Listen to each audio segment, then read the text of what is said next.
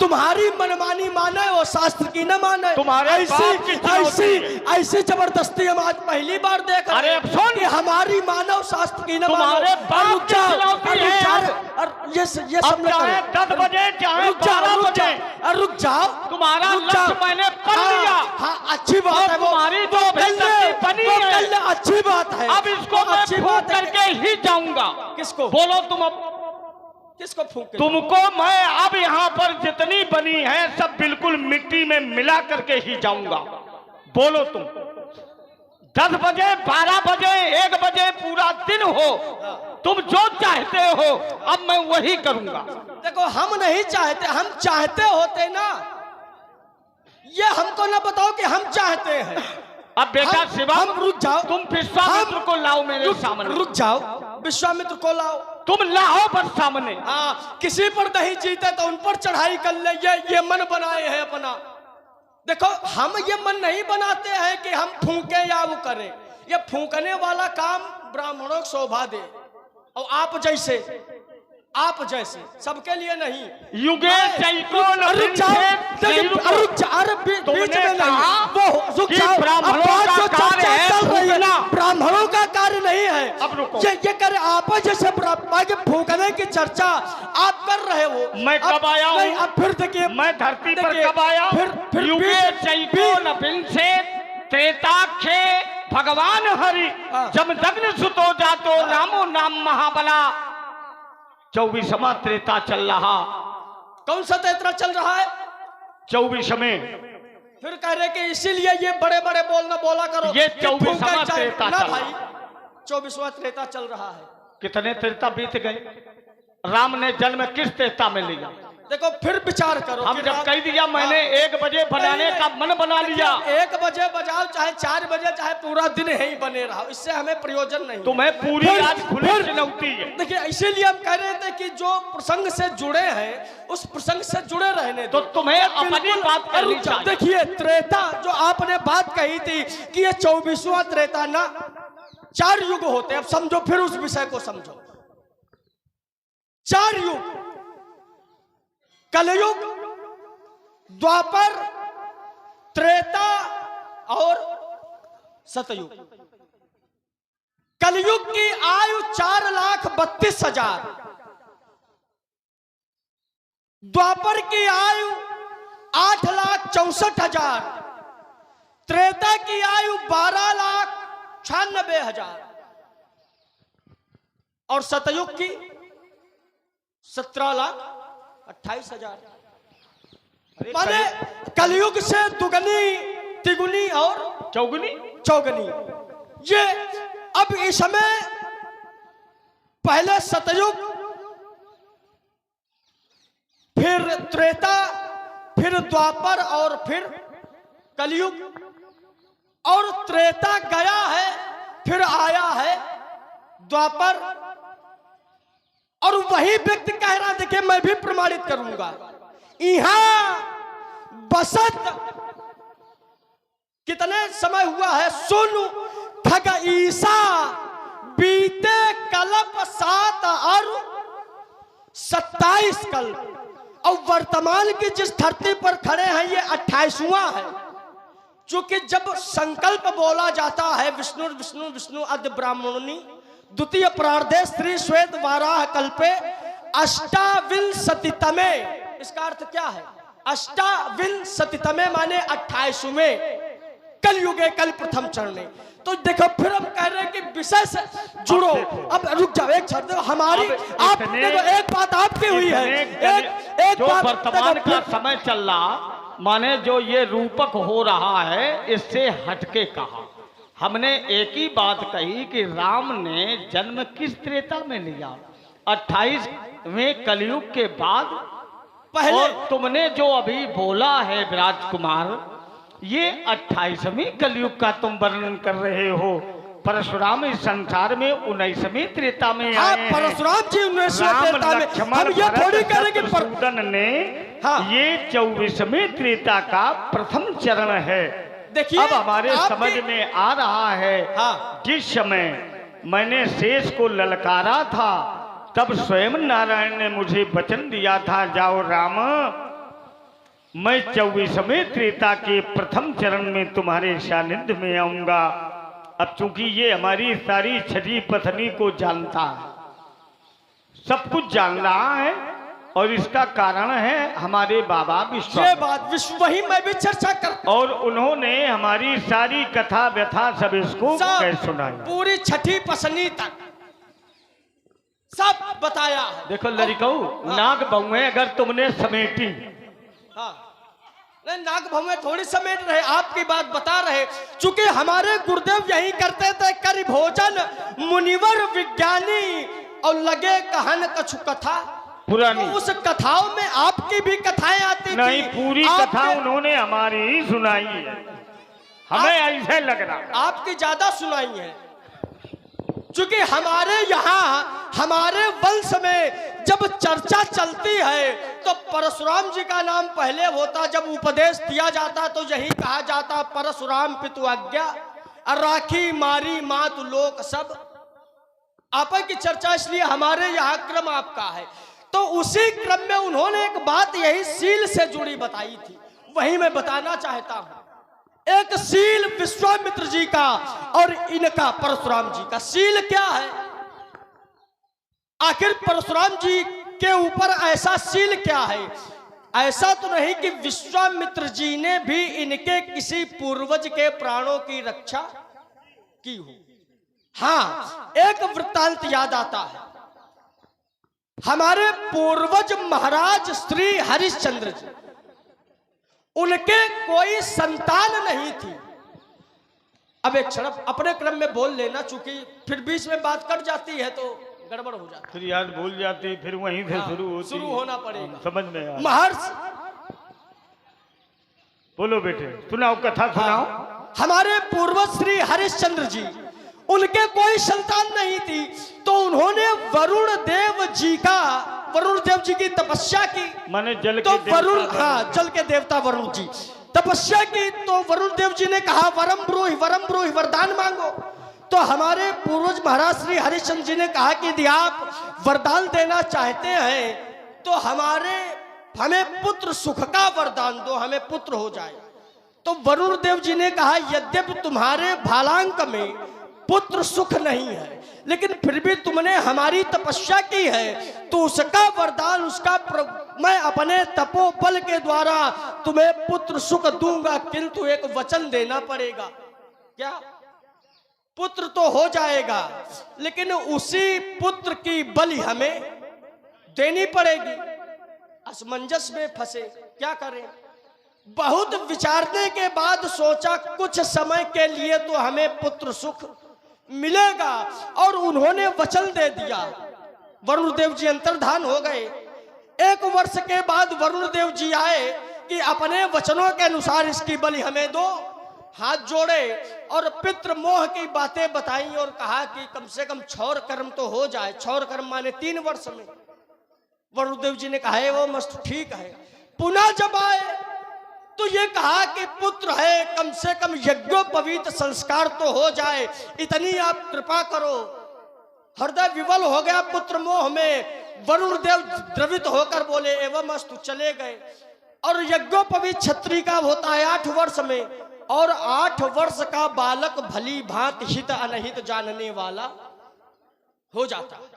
यही बात जब रोहित जी को जानकारी मिली कि हमारे पिता ने हमारे बलि का वचन वरुण देव जी को दिया, दुखी हो गए और हाथ जोड़कर वरुण देव जी का आवाहन किया। वरुण देव जी प्रकट हुए और रोहित जी ने कहा, क्या इसका कोई उपाय नहीं है? तो वरुण देव जी ने कहा कि हाँ, एक उपाय इसका है। क्या?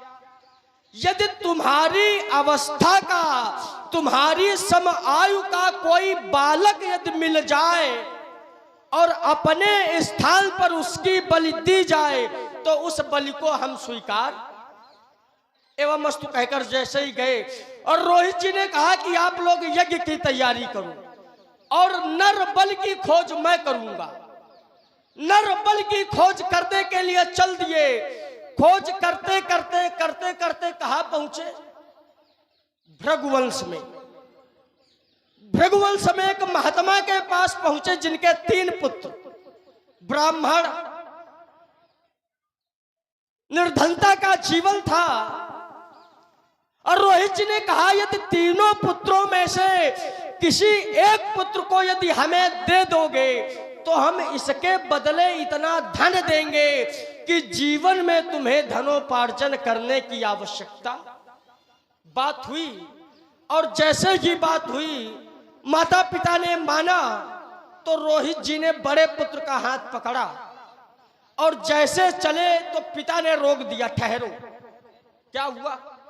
पिता ने कहा कि ये जो बड़ा वाला पुत्र है ये मुझे बड़ा प्रिय है, इसको न ले जाओ। तो सुना, रोहित जी ने छोटे पुत्र का हाथ पकड़ा तो माता ने रोक दिया, ठहरो, ये जो छोटा वाला है ये हमें बड़ा प्रिय है। अब बचा कौन? मध्य का पुत्र जिसका नाम सुना सेब। अब आपके पूर्वज है तो आपसे ज्यादा कौन जानता होगा। और जैसे ही रोहित जी ने सुना सेब का हाथ पकड़ा और चलने के लिए तैयार हुए, इस बार सुना सेब ने कहा ठहरो। क्या हुआ? सुना सेब जी आगे हाथ जोड़कर खड़े हो गए और कहा यद्यपि माता पिता के लिए चाहे बड़ा पुत्र हो, चाहे छोटा हो और चाहे मध्य का हो, सब पर अधिकार समान होना चाहिए, पुत्रों पर प्रेम बराबर होना चाहिए। किंतु बड़े पर पिता ने अपना अधिकार जताया और छोटे पर माता ने अपना अधिकार जताया। और यदि मुझे अधिकारों से वंचित कर दिया तो मैं ये श्राप देता हूं, आज के बाद, मृत्यु के बाद होने वाला कोई भी कार्य मध्य का पुत्र नहीं करेगा। और तब से लेकर आज तक वो प्रथा भी जो है समाज में चल रही है। अब वहां से सुना सेब जी को लेकर कहां आए? जहां यज्ञ की तैयारी चल रही थी। सुना सेब जी ने चारों ओर केवल अपनी मृत्यु देखी और जैसे चारों ओर देखा तो एकाएक दृष्टि पड़ी महात्मा श्री विश्वामित्र जी के ऊपर। उस समय विश्वामित्र कहां थे? अयोध्या में थे ना, अयोध्या में यज्ञ हो ही नहीं रहा, लिए जा रहे थे। देखा मार्ग में हमारे मामा का आश्रम, भो मातुला माम रक्षाम कुरु, अरे मामा मेरे प्राणों की रक्षा करो। तो महाराज विश्वामित्र जी भी उसी अपने भागने सुत माने सुना सेब और रोहित के साथ उनकी सेना के साथ चल दिए। और जब वहां पहुंचे तो वरुण देव ने अपनी कथा सुनाई। वरुण देव ने राजा हरिश्चंद्र को श्राप दे दिया था, जाओ तुम्हें जलोधर रोग हो जाए। बिल्कुल।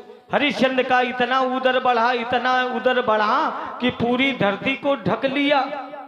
जब वहां ये स्थितियां देखी तब उन्होंने वरुण से कहा, भगवान आप चाहते क्या हो? कल मैं नरबल यज्ञ चाहता हूँ। उन्होंने कहा मेरे 10,000 वर्ष की तपस्या भी शेष है। अब ये चाहता था कि समय पर मैं अपने इस तप का प्रभाव समाज के कल्याण के लिए समर्पित करूंगा, लेकिन आज भी मैं उसी तपस्या का फल तुम सबके लिए समर्पित कर रहा हूं। और महाराज उन्होंने उसी तप के बल पर श्रीफल को उपस्थित किया, प्रकट किया, जैसे आप लोग नारियल के फल समाज में कहते हैं। और तभी से उन्होंने कहा आज से नरबल यज्ञ नहीं होगी, तुम वरुण देव अपना श्राप वापस लो, ये पुत्र को चिरजीवी बनाओ और मैं इस नारियल के फल की आहुति तुम्हें प्रदान करता। तभी से ये प्रथा चली आ रही है कि जब भी कोई होम होता है, यज्ञ होता है, तो उसमें नारियल के फल की आहुति दी जाती। ये हमारे बाबा विश्वामित्र की देन है। और उस समय हमारे चाचा सुना सेठ ने कहा हमारे प्राणों की रक्षा हमारे मामा ने की। आज से बीच वाले पुत्र का पूरा अधिकार है कि वो अपने मामा की अंत्येष्टि में सहभागिता का परिचय दे सकता। ये बात से मैं समझ रहा था तुम्हारी कथा का उद्देश्य है, लेकिन बेटा हम तो सबसे छोटे भी हैं, ब्रह्मचारी भी हैं, हम कभी मरने वाले नहीं हैं। हम तो एक नहीं कई बार घूम घूम हेरी हेरी पितरों का इतना तर्पण किया कि नैमिषारण्य की पवित्र धरती पर मैंने है बंसी क्षत्रियों के रक्त से एक नहीं 5 कुआं भर दिए। कितने? 5। जिस समय हमारे पिता ने मुझे पापी कहा, तब मैंने महाराज भगवान शंकर की उपासना की। उसी क्षेत्र में भगवान शिव प्रसन्न हो गए, पुत्र वरदान मांगो। मैंने कहा प्रभु, जब हमारे पिता ने मुझे पापी कहा तो आगे आने वाला ये समाज, ये संतति मुझे क्या नहीं कहेगा। भगवान शंकर समझ गए। उसी समय महाराज वो रक्त जल के रूप में परिवर्तित कर दिया। ये प्रभु की देन रही। और तभी से उन्होंने वरदान दिया कि जो भी हमारे पुत्र राम के इस अजेयता का दर्शन करेगा, अर्थात इस जल का दर्शन करेगा, इस जल में स्नान करेगा, इस जल का इस आचमन करेगा, उसके जन्म जन्मांतर के पाप, ये कथा का सार है। और ये समय तो इसलिए चाहते ये है कि अब आनी व्यवहारिया बोली और तुरंत देव मैं थैली खोली। आप अपने व्यवहारी को बुलावे और जो बचा है, जो बाकी रहा गुरु का ऋण, उसको मैं चुकता दूंगा। ले आवे आप महाजन को मैं कर्जा सब चुकता दूंगा। बुलावे आप अपने व्यवहारी को। इतना समय ना लेकर व्यास जी, हमारी भाषा थी थोड़े शब्दों में, ये शब्द बड़े जानकार हैं। हेलो, लेकिन आपसे ज्यादा कोई नहीं। और कमल की माता को देता हूँ। धन्य है वाह मैया, जिसने इस पुत्र को जन्मा, पालन पोषण किया, बड़ा किया, और जब बड़ा हुआ तो यह बालक समाज की सेवा के लिए समर्पित हो गया। बलिहारी है वह माता। अगर सभी माता पिता अपने बालकों को इसी प्रकार से संस्कारित बनावे, संस्कार से जोड़ें, तो महाराज ये धरती बैकुंठ बन जाए। अस्तु, इसी के साथ जो समिति के अध्यक्ष हैं, प्रधान जी उठो, और जो अध्यक्ष हैं इन्हें लेके आओ। और वो मिश्रा आया कि नहीं आया? इसके पहले नहीं आएगा। चलो इधर आइए, समाज में आओ। और इस समाज में जितने, चूंकि लक्ष्मण ने कहा अब आनी व्यवहार भगवान शंकर को या यहाँ पर बोली बुलाओ, तो ये जितने भक्त हैं ये सभी शिव भक्त हैं, राम भक्त हैं। राम और शिव में अन्योन्यास संबंध है। आयुष्मान भव। और इस समाज में कोई राम भक्त शिव भक्त नहीं है। ये सभी लोग उठे और धन मंच पर आवे। प्रधान जी, जरा ये लक्ष्मण का दूसरा मुख तुम अपने हाथ में पकड़ो। लक्ष्मण, जरा ये अपना दूसरा मुख प्रधान जी को दो। हाँ, कल्याण हो। और सुंदर व्यवहार भी वहां पर अंकित कराते रहो। हाँ प्रधान जी, इधर आओ। तुम इतनी जल्दी नहीं, उठे, उठाओ, उठा। जो तुमने कभी नहीं किया आज वो होगा, उठाओ उसे। आयुष्मान भव, विद्यामान भव।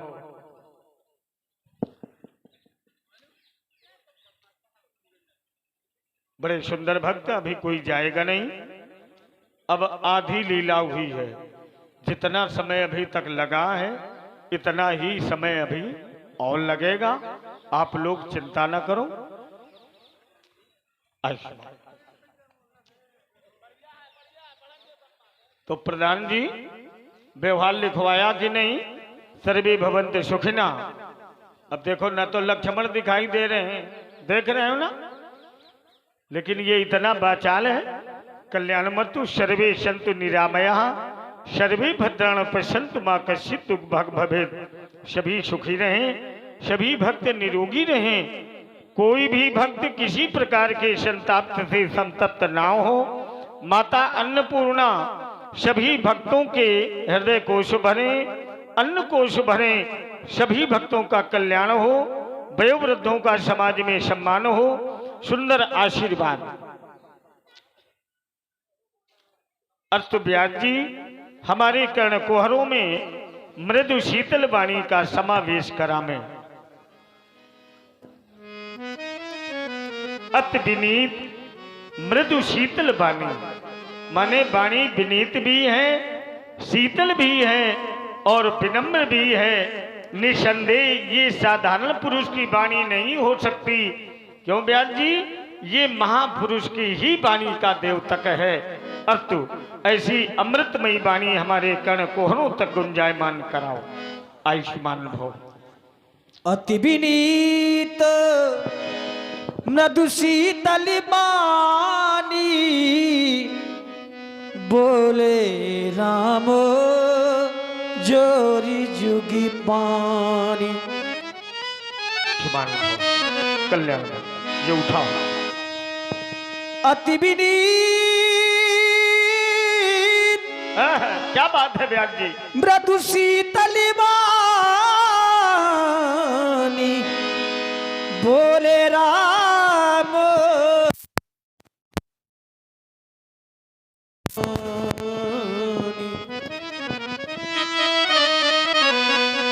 अब हम चाहते हैं ब्यास जी इसी शब्दावली को हेलो और ये